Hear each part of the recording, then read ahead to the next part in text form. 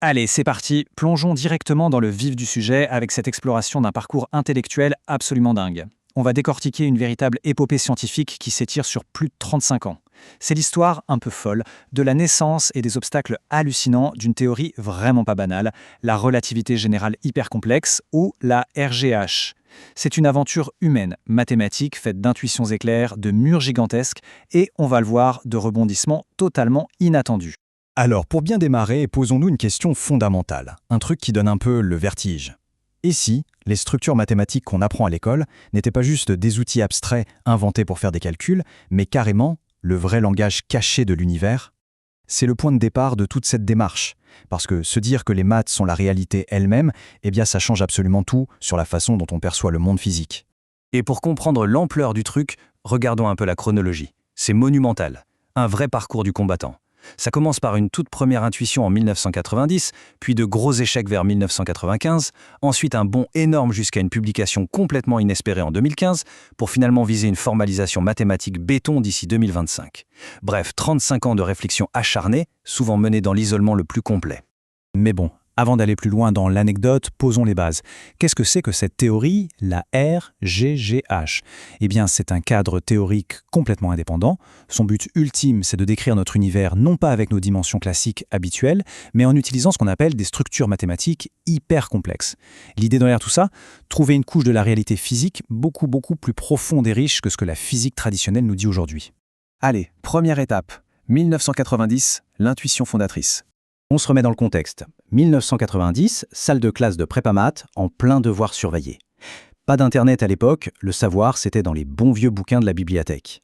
Et là, au milieu des calculs sur une feuille de papier, bam, l'étincelle. En manipulant des nombres hyper complexes sous la forme de matrices 2 par 2, une ressemblance hyper troublante saute aux yeux. Ces matrices mathématiques sont exactement, mais alors exactement les mêmes que les fameuses matrices de Pauli.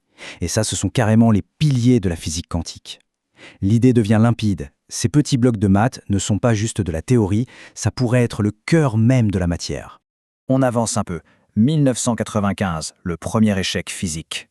5 ans plus tard, l'intuition s'est transformée en une vraie hypothèse de travail physique. Sauf que, toute grande idée finit par se prendre le mur de la réalité. C'est un échec retentissant certes, mais un échec indispensable.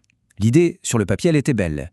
On prend les fameux 4 vecteurs de la relativité générale et on les remplace par des quaternions, qui sont une forme de nombre hyper complexe.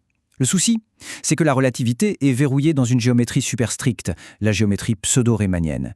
Si on essaie de forcer des quaternions là-dedans, tout l'édifice mathématique s'effondre. L'univers ne se laisse tout simplement pas réécrire en un claquement de doigts. Sauf que, malgré ce mur théorique, une conviction philosophique profonde reste intacte. L'idée que les nombres qu'on utilise tous les jours, les nombres réels, ne sont qu'une illusion, un simple cas particulier. Les nombres complexes, eux, nous en montrent un peu plus, mais ce sont les nombres hyper complexes qui cacheraient la vraie nature de l'univers. Et ça, c'est une certitude tellement forte qu'elle empêche de tout abandonner, même quand la théorie semble vraiment dans l'impasse. C'est exactement cette persévérance hors norme qui est nécessaire pour avancer contre vents et marées. Ce qui nous amène à une inspiration inattendue, venue tout droit d'Einstein. Un jour, au hasard d'une visite chez un vieux bouquiniste, on tombe sur un livre poussiéreux de 1921 qui parle des théories d'Einstein. Et là, miracle! C'est fou comme un vieux bout de papier peut relancer des années de réflexion. Dans ce bouquin, on parle d'un concept très particulier, très proche de ce qu'on appelle la jauge de Weil. Pour faire simple, c'est l'idée un peu dingue qu'une géométrie cachée, purement interne, pourrait déformer l'espace-temps qu'on observe à grande échelle. L'intuition repart de plus belle, et si cette fameuse jauge de Weil pouvait expliquer de façon purement géométrique pourquoi notre univers est en pleine expansion? C'est un changement de perspective vraiment radical. Mais l'euphorie retombe assez vite. Place au mur de l'isolement académique. Eh oui, parce qu'avoir une idée géniale, c'est bien, mais la faire valider par le système, c'est une autre paire de manches. Normalement, la physique théorique, c'est un vrai sport d'équipe. Il y a des labos, des séminaires, des relectures par les pairs, tout un écosystème. Mais là, pour la RGGH, c'est le parcours du loup solitaire. Travailler en totale indépendance, à la frontière de la relativité et de la physique spéculative, ça veut dire bosser tout seul. Zéro retour critique, personne pour vérifier les calculs. C'est une solitude intellectuelle vertigineuse. Du coup, la question qui tue se pose. Comment faire pour publier, pour faire exister officiellement une théorie aussi transversale quand on n'a même pas de carte d'accès à un labo de physique? Sans le tampon d'une institution, les grandes revues scientifiques vous ferment poliment mais très fermement la porte au nez. C'est l'impasse totale. Et c'est là qu'arrive le retournement de situation le plus improbable, une renaissance inattendue en biologie. Honnêtement, c'est digne d'un scénario de film. Vu que la porte de la physique académique est cadenassée, il y a un changement de vie complet. Direction des études d'informatique pour devenir administrateur système et réseau. Et pour valider ce diplôme, il faut obligatoirement faire un stage. Et ce stage, il se déroule où? À l'INRIA, mais dans un labo de biologie qui bosse sur les insectes. C'est complètement surréaliste, mais c'est exactement dans ce cadre-là que va se jouer la suite, grâce à une rencontre humaine en or avec le directeur du labo, Yvan Rabé. Faisons un saut en 2015. Le monde numérique a pas mal évolué. Avec le boom des plateformes d'archives ouvertes comme le portail HAL, on peut enfin publier des travaux sans passer par les revues classiques. Ouf, une fenêtre de tir. Mais, parce qu'il y a toujours un mais, pour déposer un article et éviter le spam sur ce genre de plateforme, il faut quand même un garant. Il faut un référent scientifique enregistré qui parraine le dépôt. Sans ça, impossible de mettre le document en ligne. Et c'est là que l'humain triomphe. Yvan Rabé, directeur d'un labo spécialiste des insectes, je le rappelle, décide d'apporter son soutien. Il accepte de servir de garant scientifique pour un article ultra complexe de physique théorique. Il prend ce pari fou de soutenir un esprit indépendant bien au-delà de son propre domaine de compétences, juste pour donner à cette recherche une vraie chance d'être lue. 25 ans de travail dans l'ombre, validé par un simple clic de confiance, ça a permis à la RGDJH d'exister enfin publiquement. Ce qui nous mène au tout dernier chapitre, vers l'avenir symplectique.